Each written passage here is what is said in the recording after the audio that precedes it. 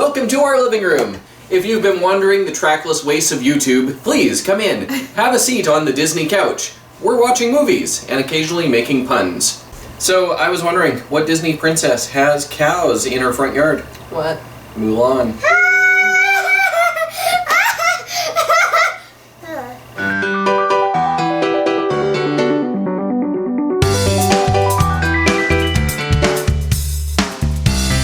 Well, Mulan is movie number 36. It was produced in '99, so after this, we are in the 2000s. It's kind of showing how old I am that I look at a movie that's, 20 years old and I think, wow, that's a new one. Yeah. I don't think anyone sees Mulan as like an old movie though. It's like, oh, Mulan, I love that movie. You never hear anyone be like, Mulan? Yeah, guys, let's watch it. Okay.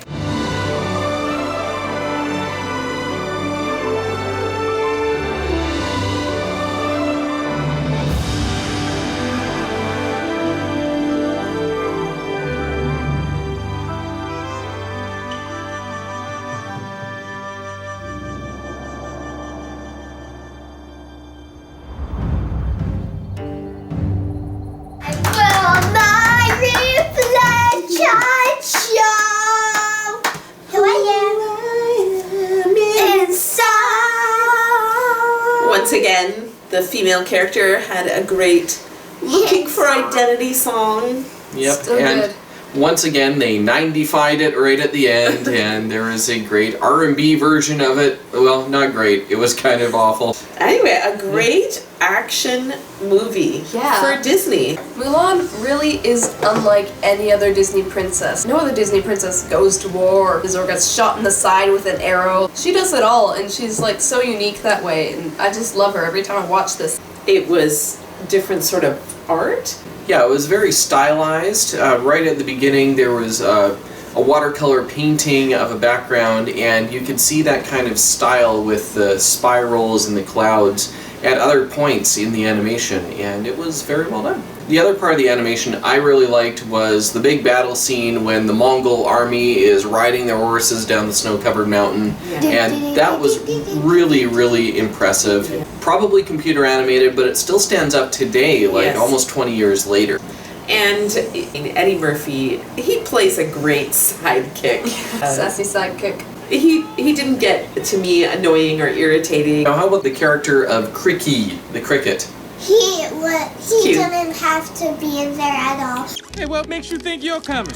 Well, I guess the matchmaker scene, it was all his fault. It was like the sidekick to the sidekick. The animator Joe Grant drew up the sketches for Crick-Kee, and he was like the only one in the staff that really was pulling for Crick-Kee, and everyone else was like, forget the cricket, but he'd constantly slip sketches of the cricket under the producer's door. Yeah, it's something that appeals to the kids, right? It's for the kids. I really liked the characters, Mulan's kind of soldier friends. They're just good, like, comic relief. They're so, like, different, and yet somehow they're all friends, and I especially love Jean Po.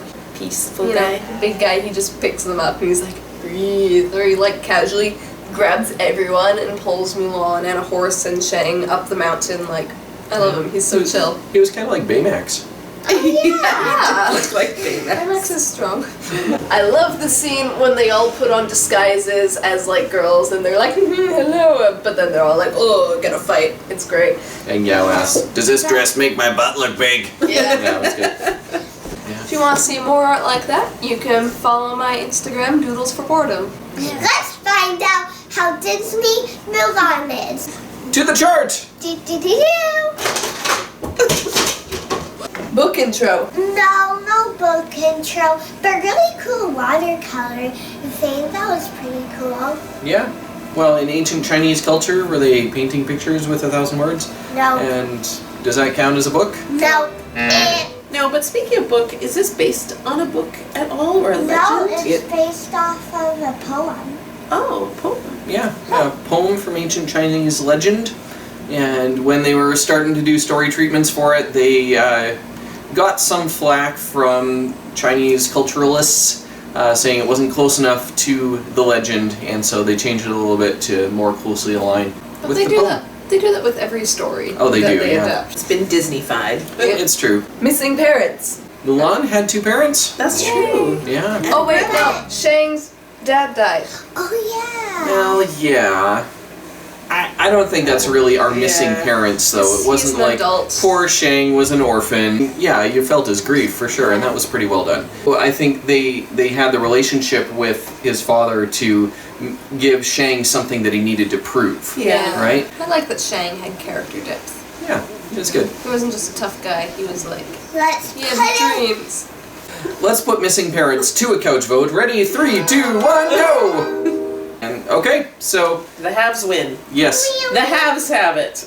half a point for missing parents. Dad with a stash. Yep. Oh yeah, he's Not got like the a stash. got a good like goatee happening. The guy with the long beard was the emperor. He had a great beard. Oh, that was impressive, yeah. Yeah. Also played by Pat Morita, Mr. Miyagi from Karate Kid in the 80s. And the head ancestor guy was George Takei. Yeah, from Star Trek. Of Star Trek fame. And But the King's Advisor, whose name was Shi Fu, yeah. he was Poe's father in Kung Fu Panda, a movie also that had a character named Shi Fu. Weird coincidence? I think not. Speaking of Mulan's father, I really loved the relationship between Mulan and her dad Yeah. in this movie. It was very tender. I mean, she was willing to go to war and quite likely die in exchange for her father's life. And he, in turn, even though he was kind of concerned about his daughter and would pray for her bumbling ways or whatnot, at the end of the movie, all he wanted was his daughter back. He didn't care about the honor, the gifts, or the family praise that would come with her saving the Emperor's life. But Yeah. he just missed his little girl, and that brought a tear to my eye. Yeah, that was a great scene when he put down the sword and the medal and just gave his daughter a hug. That's And yeah, it was nice. Talking animals. Yeah, Mushu. And Even if he doesn't count, like the crickets and the horse totally communicate in human-like ways. Yeah, there was one part where the horse, Rolls on the floor with laughter. yes, Ruffles. yes, he is a rafflecopter.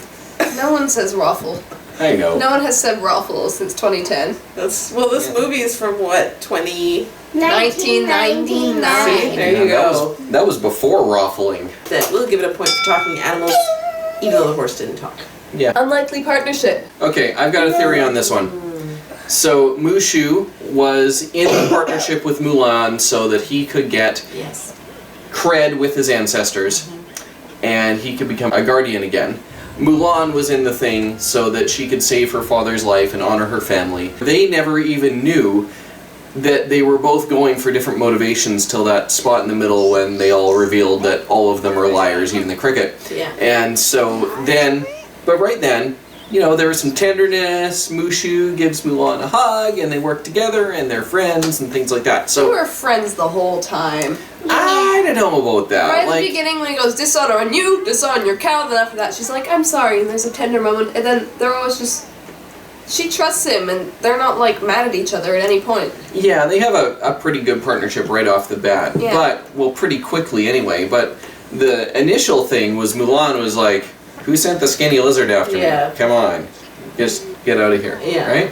And so it was only when Mushu starts to threaten dishonor that she came around. So, yeah, it was a very quick turn from we don't like each other to We're gonna work together. working together. But, I don't know. I think too quick.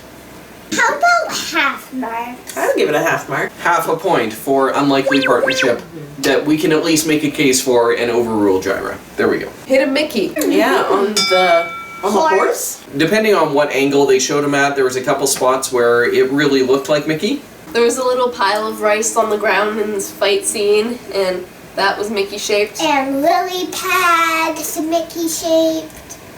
Yeah. And Bubbles, of course. This wasn't a hidden Mickey, but a bit of an Easter egg at their family temple, ancestor temple, I'm not really sure what you call it. There was a bunch of Chinese characters, and apparently that's the names of the people who worked on the film, the animators. Yeah, I guess so. And I mean, Chinese I can't characters. read Chinese, so I'm just going by what Wikipedia said. But yeah, Alcohol. I didn't notice any. Was there? I didn't notice any either. Was there any, like, drinking scenes in the army camp? There was I don't tea. think so. You don't need alcohol when you have tea. All right. Tea. No drinking scene. Lots of green tea. That's right. For your health. Yep. 3 cups in the morning and 3 at night. Witchy villain. No. No witchiness apart from the ancestor And the worship dragon. stuff and dragons and things, but yeah. Not on the villain side. Villain side was brute strength of shirtlessness and yellow eyes. Ugly villain. Absolutely. He had like fangs and his eyes. They weren't even yellow. The whites of his eyes were black and he had yellow irises. They never actually showed him in the full light. Every time the camera was on him, even if it's broad daylight, suddenly he's in shadow. Yeah. Death by falling. No. No?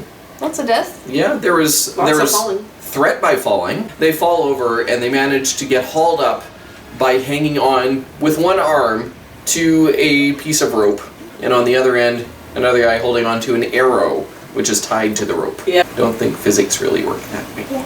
And then, of course, the villain's death was death by being shot by a rocket into a tower full of fireworks. Even though she had a sword right there, she could have killed him with the sword. That's more He didn't have impressive to pin him to the roof so the Yeah. dragon can shoot him with Why a didn't rocket. she, like- Here's something else that kind of bugged me, was the Huns stage a massive takeover of the Emperor's palace, and they do it with like 8 guys. Yeah, You there's know? no They're guards. huge army. Yeah, there's 4 of them on the roof, 3 in the dragon, and, you know, a crowd of probably 20,000 people watching. And they're all like, oh no, it's 4 Huns, what will we do? Well, scary Huns with yellow eyes. Yeah, I guess. He's got a hawk!